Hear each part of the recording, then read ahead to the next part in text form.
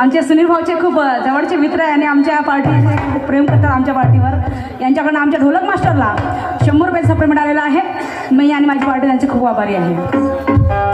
तर सर्वप्रथम या विश्वाला शांतीचा संदेश देणारे महाकारुणिक तथागत गौतम बुद्ध, परमपूज्य विश्वरत्न डॉक्टर बाबासाहेब आंबेडकर, छत्रपती शिवाजी महाराज, राष्ट्रसंत तुकडोजी महाराज, तुकाराम महाराज, वैराग्यमूर्ती गाडगे बाबा, लोकशाहीरांना भाऊ साठे, बिरसा मुंडा, वामन दादा कर्डक, महान त्यागी बाबा जुमदेवजी आणि आमचे गणेशजी यांच्या चरणी त्रिवार वंदन करून मी आपल्या कार्यक्रमाला सुरुवात करते।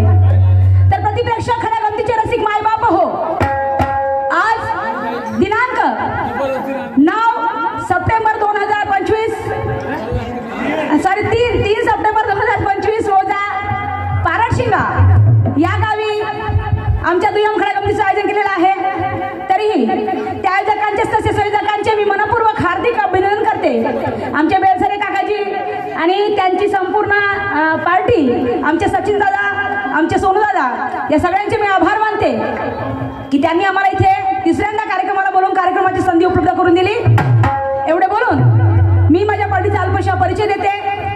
राष्ट्रीय आझाद कला पदक निळा निशाण, राष्ट्रीय आझाद कला पदक निळा निशाण शाहिरा सुरमाताई बारसाकडे, भाऊ रंगरावजी शेंडे, आमचे नक्कलकार सुधीर दादा लांजेवार, आमचे बँजो मास्टर प्रकाशजी वाडके, आमचे ढोलक मास्टर सुनील भाऊ खडसे, आमचे कोरस सूर मास्टर रंगरावजी बोरकर, आमचे नर्तक अश्वजित आणि अक्षय, आमचे कोरस मास्टर सुप्रसादजी वारसाकडे, मुक्काम कानपा तहसील नागपूर जिल्हा चंद्रपूर, या संपूर्ण पार्टी सहित मी तुमच्या समोर झाली आहे। बांधवांनो, म्हणतात ना, मनुष्य हा चुकीचा पुतळा आहे, मनुष्याच्या हातूनच चूक होत असतात। या शारीरिक क्षेत्राचा मला खूप काही मोठा अनुभव नाही, तरीही तुम्हा सर्वांच्या आशीर्वादाने आणि माझ्या पार्टीच्या सहकार्याने आमच्यावर दरवर्षी कार्यक्रमाचा भरघोस वर्षा होत असते आणि यावर्षी सुद्धा एवढ्या म्हणजे पावन भूमीमध्ये, या पावन नगरीमध्ये माता अनुसयाचा वास या ठिकाणी करत असतो आणि एवढ्या पावन नगरीमधून आमच्या कार्यक्रमाची सुरुवात झाली आणि म्हणून तुम्हा सगळ्यांचे मी आभार मानते। इथले सगळे आयोजकांचे, आयोजक मंडळींचे आणि बसलेल्या माझ्या प्रेक्षक मायबाबांचे आभार मानते आणि गणेश मंडळाचे सुद्धा आभार मानते आणि माझ्या कार्यक्रमाला सुरुवात करते। जय हिंद, जय भारत, जय गुरु परशुराम, जय निळा निशाण।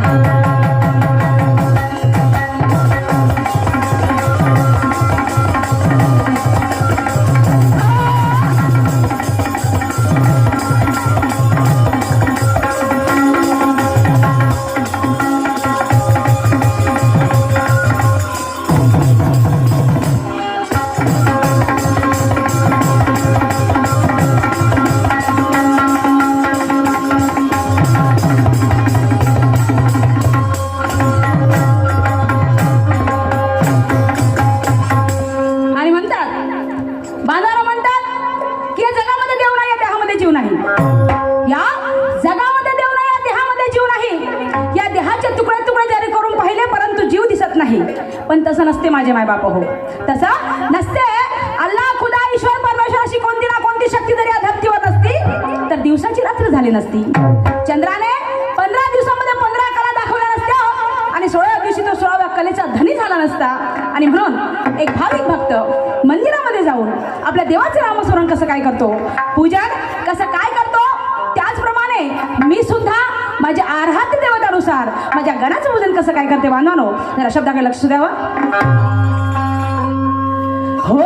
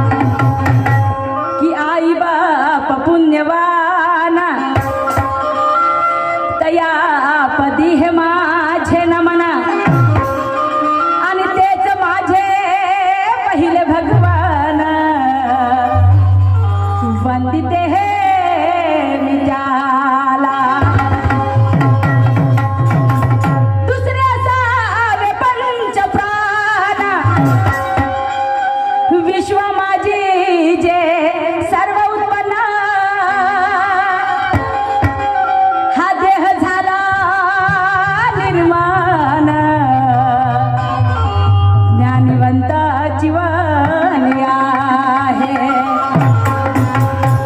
बंधू भगिनी बसल्या हठाई, अहो ह्यांचीच बापा खरी पुण्याई. इथे आमचा तुझा कोणी नाही, सर्व आई बाप माझे. धन्य धन्य ही भारत माता, आणि हिच्यावर रमला पुढा संसार माझा. साऱ्या विश्वाचा धरला ओझा ग, अन धन्य धन्य तू गाई. गुरु परशुराम ज्ञानिवंत, शाहीर सुरमाचे पुष्प सुगंध, आणि सदा सो आशीर्वाद त्या कवी दर्शनावरी. तर बांधवानो, हवा पाणी पृथ्वी अग्नी, हवा पाणी पृथ्वी अग्नी जर वेळा काळाने एकत्रित आली नसते तर या धरतीवर जीव जंतू सजीव पैदा झाले नसते. आणि म्हणून या भारत देशाचं राष्ट्रगीत आहे जन गण मन अधिनायक जय है. या भारत देशाचं राष्ट्रगीत आहे जन गण मन अधिनायक जय है. जन म्हणजे लोक आणि गण म्हणजे समुदाय. जन म्हणजे लोक आणि गण म्हणजे समुदाय. त्याचंच अभिकर्ता, त्याचंच नाव आहे गण. आणि म्हणून माझे वस्ताद म्हणायचे, माझे वस्ताद म्हणायचे की जपी तपी संन्यासी थकले, जपी तपी संन्यासी थकले. नखाच्या चुमरी वळल्या त्याच्या जमिनीत दगडल्या, ज्याचा अंतच लागला नाही त्याच्या विचार गहन तोच माझा गण. तुमच्या समोर सादर करते बांधवानो, जरा शब्दाकडे लक्ष द्यावं. आणि या वर्षासाठी हा पहिला गण या पारडशिंगेच्या पावन म्हणजे अनुसया मातेच्या पावन नगरीमधून मी स्टार्ट करते आहे. तर काही चूक झाल्यास जरा क्षमा असावी.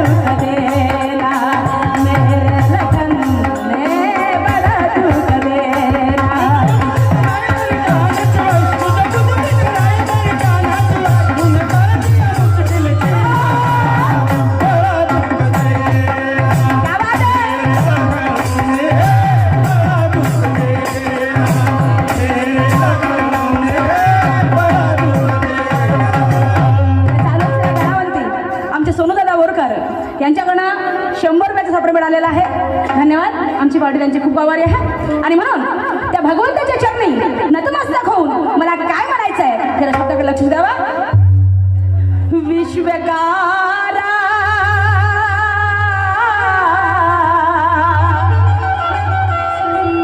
विश्वेश्वरा वंदन है पहिले चरणी तुझा वंदन है पहिले चरणी तुझा वंदन है पहिले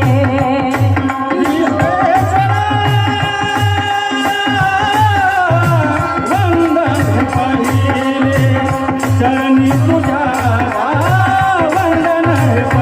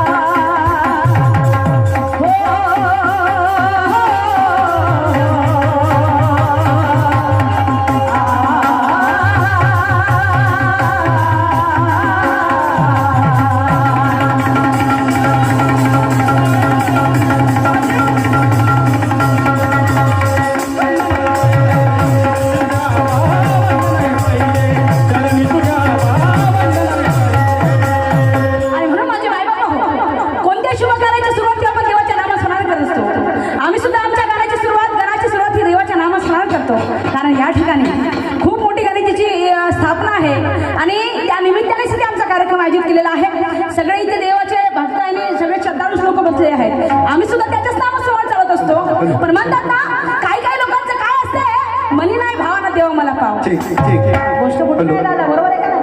हा, आता काही लोकांना गणेश चतुर्थी आहे ना, तेव्हा काही लोक मटणही खात नाही. हो, पण त्यांनाच वाटते 10 दिवस जाते का ना बोटात उडतो का, बरोबर आहे का नाही?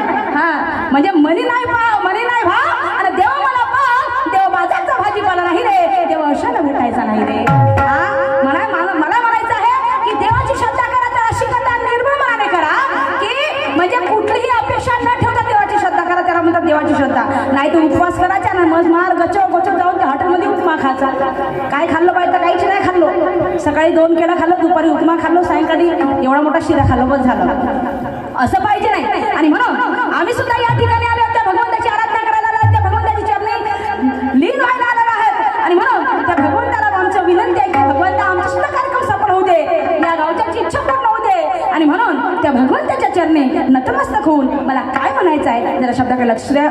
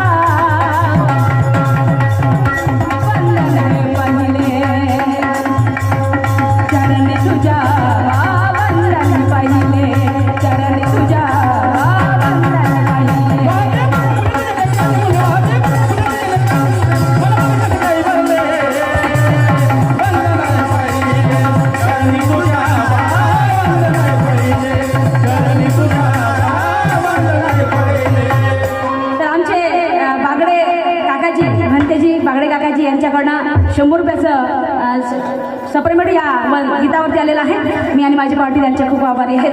आशीर्वाद तुमचा आमच्या पाठीशी राहू द्या म्हणजे झालं. मागचे प्रेक्षक खाली बसा. हा तुमच्या मागे प्रेक्षकात त्यांना दिसायला पाहिजे म्हणून. म्हणजे सगळे बसा सगळे आणि कार्यक्रमाचा आनंद घ्या. आणि म्हणा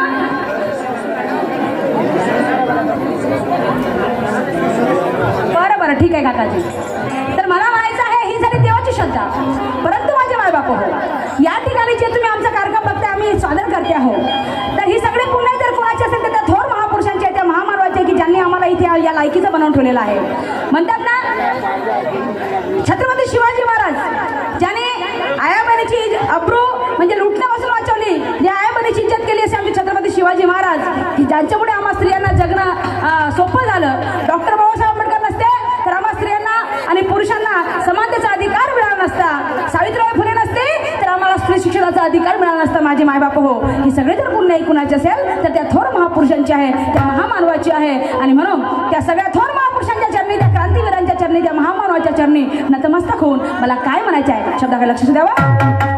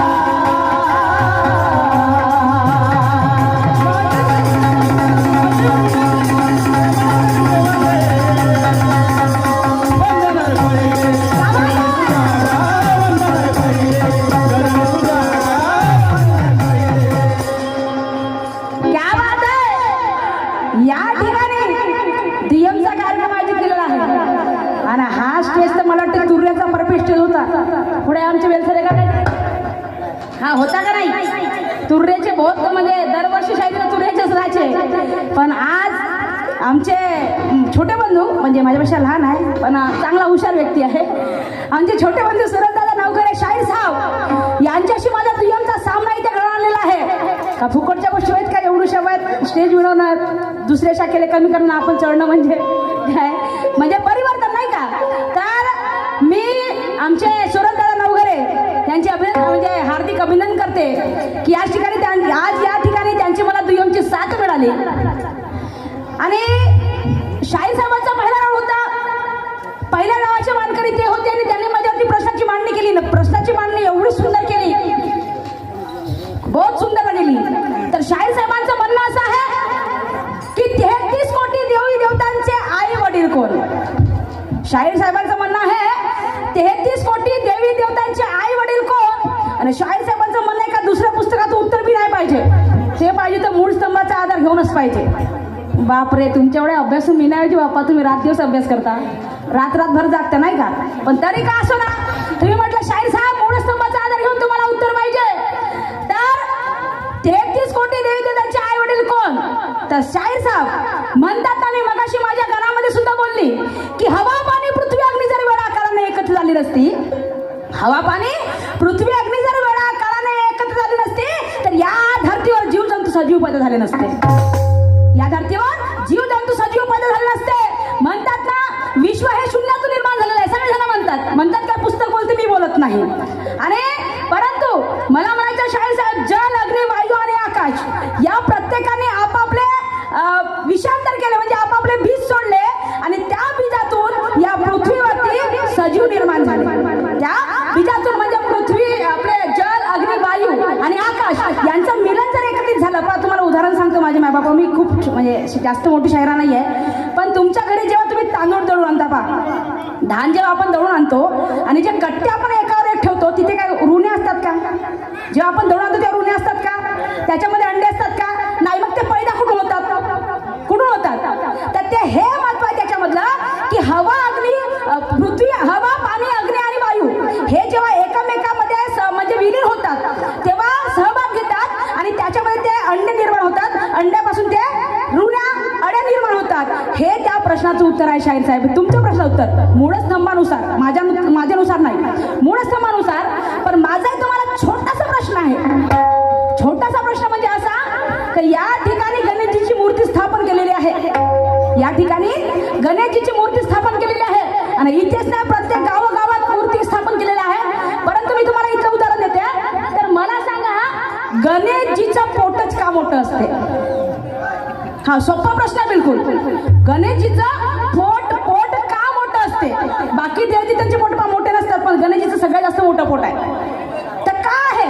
याला कारण काय आहे? आणि हे कारण तुम्हाला स्पष्ट करून दाखवायचं आहे लोकांसमोर. आणि म्हणून मला समोर काय म्हणायचं आहे का बा?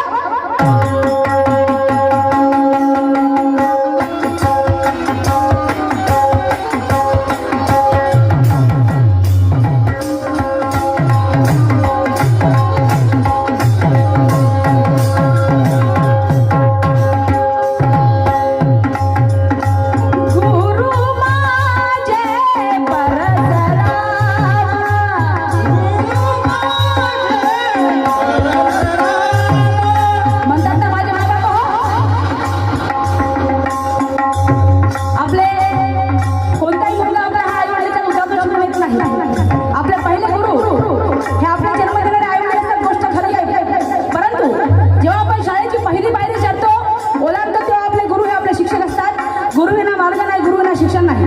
तसेच माझे गुरु माझे असतात. शाहीर परसरामजी वाघमारे परसोडीवाले यांनी जर मला शाहिरीची गुरु दीक्षा दिली असती तर मी तुमच्यासमोर शाहिरी सादर करू शकली असती. ही सगळी पुणे